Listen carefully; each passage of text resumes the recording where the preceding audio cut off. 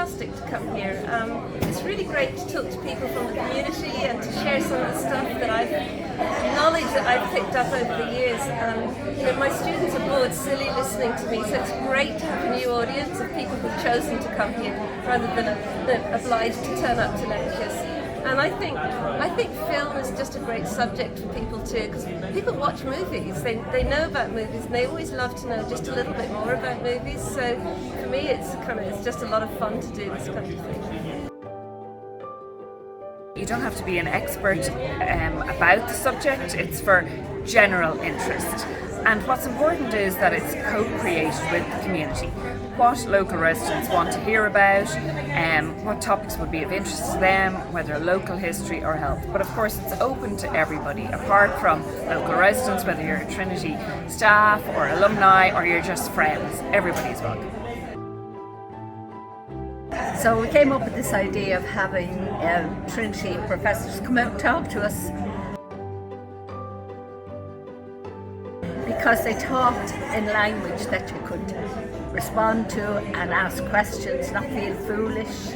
It's been very, very enjoyable, and thanks to you, Mary, you were the strength behind the whole thing, pushing. It was only an idea we had, and you made it happen. The topics are fascinating, and I think that's what really makes it. And then you've been very fortunate to get presenters who really know what they're doing, have a passion for the subject. And then what I find amazing is the questions other people ask. Sometimes they're questions you would never have thought of in a million years, and the answers you get to those questions often make it the most fascinating thing of all. And it's a great bunch of people, really, really nice people, and you have great conversations afterwards. And what I noticed is some people are making friendships, connecting, going off to a nearby hotel, to a pub or whatever for drinks afterwards. So it's a sort of a networking event, but not for networking purposes. That's just the upside of it.